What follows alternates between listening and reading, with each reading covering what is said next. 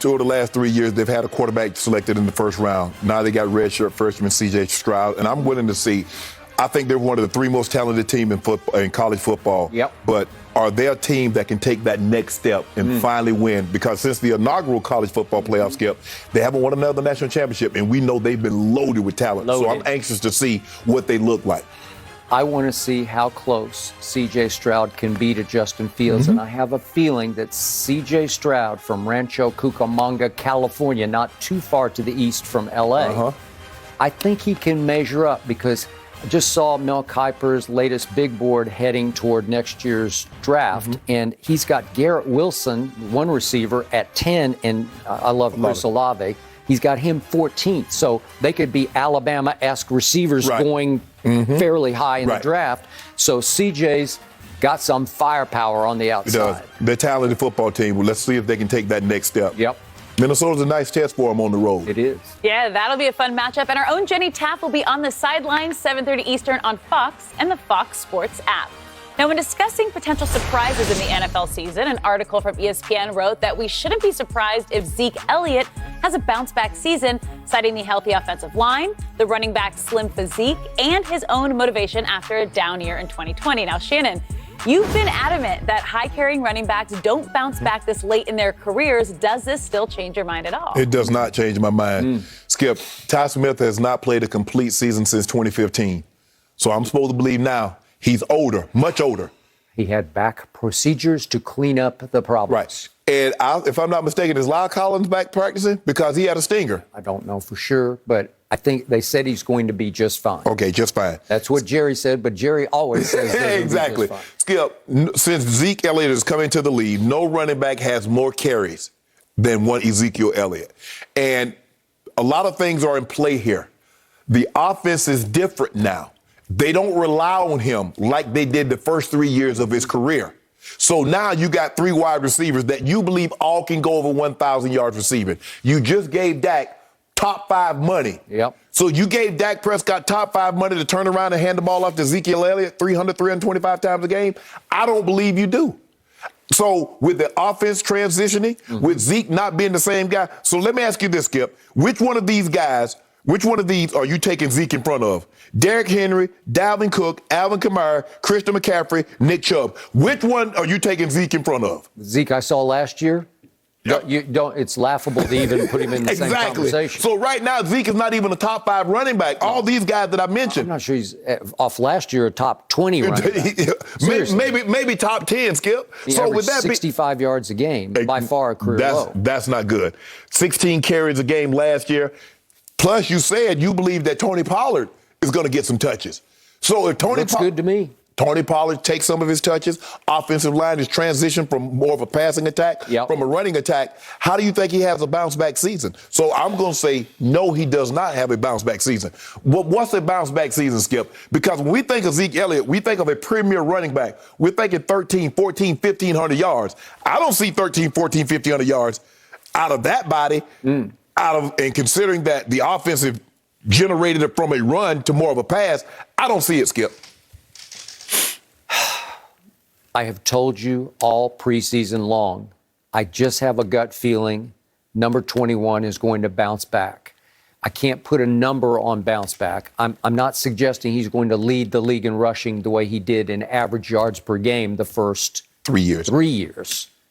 In the first year was the monster year. It was like a carryover from Ohio State. He just kept Ohio Stating right on into Dallas. And he said at the final game he had 1,600 yards. He ran away with the rushing time. And I haven't seen quite that guy ever since because his yards per game have declined every year down to 65 yards from 109 as a rookie. Oh, so 44, is that a precipitous drop? I'd say that's a precipitous drop. Okay. But I'm seeing a different Zeke in every way, shape, and form in training camp because clearly he got him a nutritionist, even though I saw him eating a little candy in one of the meetings. I'm okay with that. You can cheat every once in a while because he looks 100% better than he looked last year.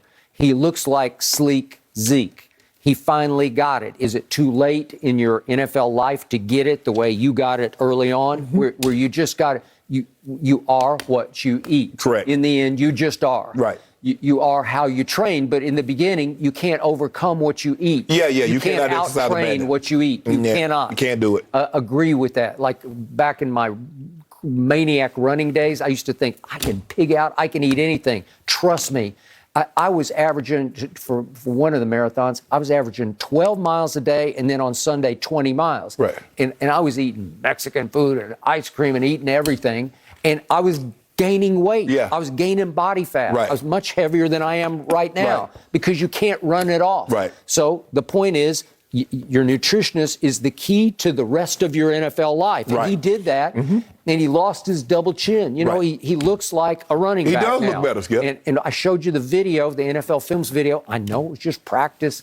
I know they weren't really even tackling. It was against each other, you know, but he looked explosive the way he looked in his first couple of years. So now I'm reading my friend Dan Graziano on ESPN.com, and his quote was, is in a don't be surprised if prediction about the Cowboys, Ezekiel Elliott bounces back. I've been saying it all year. And he said, what I'm hearing, yeah, it's easy to roll your eyes when you hear the same old, he's in much better shape stuff. Yeah. Get it? He said, I get it. But by all accounts, inside the Cowboys building where he has been, Ezekiel Elliott is motivated to put last season behind him. Well, during games, he's not playing, he's watching, but I'm seeing a different guy because he's kind of giddy, goofy, silly, happy. Zeke, just cutting up on the side, just acting a fool. Right. That's what he's doing on the sideline. Okay. And it shakes me up. But last couple of years, he was gloomy, glowering, brooding Zeke. You know, during games, even in preseason games, his head was down. He just didn't look happy. I don't know what was going on, but he wasn't right. Right. Well, is this new Mr. Sunshine? Does that make him right? I don't know, but I'll take this over what I used to see, and I'll take that physique over what I used to see. Yes, Skip, he does look better. I said that when I first saw him. I was like, okay, he looks like a different Zeke. But he still has almost 1,500 carries on those legs. Okay. The offense is still going to be Dak throwing the ball to those three wide receivers. Tony Pollard is still going to cut into some of his catches. Touches, excuse me. Well, both.